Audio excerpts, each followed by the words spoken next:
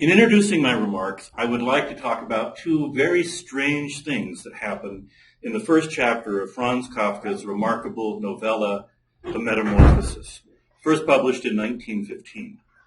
Both things are strange and disturbing, but they are not equally strange and disturbing. One of them is much stranger and more disturbing than the other. The less disturbing thing that happens in The Metamorphosis is that the protagonist, Gregor Samsa, wakes up one morning after uneasy dreams to find that he has become a monstrous vermin, or perhaps a big bug. And this happens in the first sentence of the book. This change is complete and permanent, and the author gives us no reason for it. The characters are not particularly curious about it, and they, like the reader, must simply accept that it has happened and then accept and deal with the consequences. That's the second most disturbing thing that happens in the first chapter of The Metamorphosis. The most disturbing thing happens immediately thereafter. Unable to maneuver himself out of bed, Gregor misses the 5 a.m. train that he was supposed to take as a traveling salesman. And within minutes, the chief clerk of the company that he works for comes to his house to berate him for his irresponsibility. The fact that Gregor has never missed a day of work before, the supervisor says, is proof that he has a strong constitution and can work if he really wants to. So the supervisor can only conclude that Gregor missed the train because he is lazy or because he is perversely hostile to the needs of the company that he works for. The clerk further intimates that he has already had a meeting with the head of the firm, that Gregor is suspected of embezzlement, and that he will likely be fired. And this is what he says, and you can just read here. This morning, your employer did suggest a possible reason for your failure to appear. It's true, it had to do with the money that was recently entrusted to you. But I came near to giving him my word of honor that could not be the right explanation. But now I see your incomprehensible stubbornness. I no longer feel any wish whatsoever to intercede on your behalf, nor is your position all that secure. I want to give a little caution here, too. I generated these images with an AI bot. I thought that would be an interesting thing to see if I could generate with a computer bot humanity's images. If you just tell an AI bot to put a big beetle stuck on a bed, you never know what you're going to get. So be careful. Be careful. What you ask for is what you get. I say that this is the most disturbing thing that happens because unlike the more dramatic metamorphosis at the beginning, it's the sort of thing that we can imagine happening. We know that traveling salesmen don't just turn into insects for no particular reason. So we know that this part of the story can't be realistic. It has to be a symbol of or a metaphor for something else, or maybe it's just a weird German thing that Kafka threw in to make the story weirder and more German. But it is not realistic. Most of us, on the other hand, can imagine being reprimanded for missing work when we are sick or being made to feel guilty because we're unable to meet somebody else's expectations for our performance. We know what it's like to institutionalize surveillance because we are dependent on somebody else for our ability to simply exist in the world. For Kafka, the fact that Gregor Samsa turns into a bug is a misdirection. It's a literary absurdity that diverts us from the real absurdity that has become so common that we no longer see it. Gregor's life consists of nothing but work. He is paid well, but his professional life is an all-consuming reality. It defines his value in the world and his roles in his family, community, and society. The moment he steps out of these roles, the panoptic surveillance apparatus springs into place to drag him back in or to squish him like a bug. The most important scene in the Metamorphosis occurs later in part 2, when Gregor's sister and mother are clearing his room of human elements. And I have a little drawing here by Peter Cooper. This is the Metamorphosis graphic novel, which I am informed is different than the classic comics, but kind of the same thing. So Gregor's sister and mother are cleaning his room of everything because he needs to scurry across the walls, and he's being impeded by furniture and things hanging on the walls. So they are trying to be helpful. They are trying to help him be a better bug. Their intentions are kind. They have noticed that Gregor, as a bug, wants to crawl around the walls and floors unimpeded, so they remove all of the things that get in his way. The last thing they try to remove is a framed painting of a woman wearing a fur coat. But when they approach it, Gregor rushes over to it and covers it with his body, and he refuses to move until they leave the room. You can just kind of see the artist's depiction of that. As I read it, this desperate effort represents Gregor's attempt to hold on to something that makes him human. To bug Gregor, the painting is worse than useless. It serves no practical purpose, and it gets in his way when he tries to scurry. But it serves a fundamental human purpose, and that purpose has nothing to do with either its use value or its exchange value. Paradoxically, its lack of concrete utility allows it to serve its human purpose, which is simply to be admired for its beauty and appreciated for the sensory experiences that it makes possible. Gregor understands, even as a bug, that to admire something that has no utilitarian function makes him human. And this, it turns out, is perhaps the core assumption of what we call the liberal arts. Now I'm going to make the perilous shift from entomology, or the study of insects, to etymology, or the study of word origins. The term liberal arts comes to us from Latin, the language of the ancient Romans. The first mention of the term that we know of occurs in the letters of Seneca, the ancient Roman teacher and Stoic philosopher. The liberal arts, says Seneca, are the only object of study fit for a liber, or a free man. But Seneca doesn't really mean free man here. He means rich man.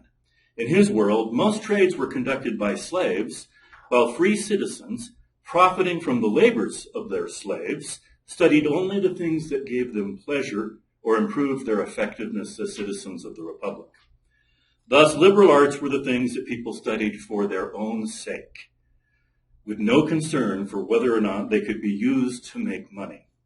Such things for Seneca included music, mathematics, astronomy, philosophy, and rhetoric. But they can, in principle, include any subject that one studies for its own sake. It is the motivation for studying a subject that makes it a liberal art, not the subject itself. If veterinary medicine or double-entry accounting give you pleasure, then your study of these things constitutes an essential part of your liberal education. The most important principle of liberal education is that learning things can be intellectually satisfying, emotionally rewarding, and fun. A liberally educated person is simply somebody who takes the time to study the things that give them joy. I think a lot about Gregor Samsa and Seneca when I listen to the defenses that most academics make today of our liberal arts programs and general education curricula. We almost always frame the defense in the language of the labor market. Liberal arts, we say, make students critical thinkers, which is what employers really want. They teach valuable workplace skills, communication, reflection, appreciating diversity, and working in teams. It makes students better employees. It helps them be better bugs. I understand why colleges and universities make these arguments. It's what parents and legislatures expect. They see college as an investment, and employability is the main ROI. And the arguments are not wrong. The liberal arts really can do all of these things. The skills they teach do have workplace value. Employers really do want critical thinkers, strong communicators, and people who can understand diverse perspectives and work in teams. We no longer live in Seneca's world where all free men, and pretty much nobody else, had the resources to study what they wanted to study with no thought of earning a living. And colleges would be disingenuous to pretend otherwise. But with all due respect to my colleagues, the workplace arguments for the liberal arts often miss the point. And they concede two things to the world of trade and commerce that will eventually lead to the destruction of liberal education. First, that human beings are defined by our work and therefore by the economic value that we produce. Second, that educators have no business teaching people anything that does not enhance their economic value. This is the ideology of the bug. Our job as educators is not to create people whose lives consist of nothing but work. Our job is to help people live meaningful and abundant lives, and this means being able to derive pleasure from literature, music, and art, and other pursuits that have no practical value in the workplace. We do not just teach people how to scurry across walls. We also teach them how and why to hold on to works of art and admire them simply because they are beautiful. An abundant life requires more than a job and a lot of money. It requires beauty and joy and hope and wonder. The liberal arts are the foundation of what people used to call recreation, which simply means recreation. By studying meaningful things, we recreate ourselves as something newer and better. Most people today do recreation very badly. It has largely become a passive exercise fueled by on-demand streaming video that allows us to watch anything, anytime, for as long as we want to watch it. And increasingly, recreation has come to include recreational outrage. And this is where we look at the world events through stifling partisan lenses and tell everybody on our social media feeds just how bad the other side is. Actually recreating ourselves when we are not working and when we don't have to work takes a lot of effort. And it takes a certain amount of knowledge. We have to know how to study and appreciate things whose value does not depend on making us good employees. At their best, the liberal arts curricula in college and university general education programs give us some of the tools that we need to do this. And if they are working really well, they light a spark that motivates us to continue our liberal studies for the rest of our lives. The first Shakespeare play that I taught as a newly minted PhD in English was King Lear, which was part of a literature-based writing class for honor students. When students asked, and students always asked, why do I need to study Shakespeare when I'm going to be a nurse, accountant, engineer, widget maker, or etc., I told them all about employer demand for critical thinking and people who could write great memos about anything, but especially Elizabethan drama. Over time, though, I realized that Shakespeare himself gave us a much better answer in the very play that I was teaching. In the second act of King Lear, when Lear's daughters ask him why he needs to keep the 100 knights that had been his retainer in his retirement, knights that gave him status and made him feel like a king still, Lear responds by rejecting their premise that things have to be useful to be important. Reason not the need. Our basest beggars are and poorest things superfluous. Allow not nature more than nature needs. Man's life's as cheap as beasts. Like Kafka, Shakespeare equates unnecessary things with humanity. It is the beast or the bug whose entire life must be spent fulfilling the twin Darwinian constraints of survival and reproduction. To be human is to want things that are not necessary to our buggy or bestial natures, but are nonetheless vital to our humanity. When colleges try to cast the value of liberal arts entirely in economic terms, we risk losing sight of the real argument for a full and abundant life.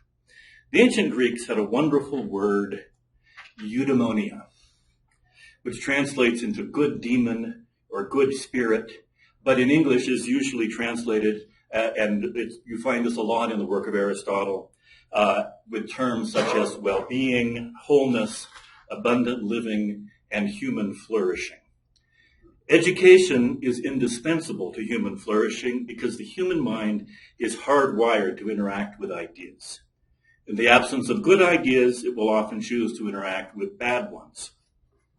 And in the presence of great ideas, the human mind can experience unparalleled pleasure that expands and recreates it as something better.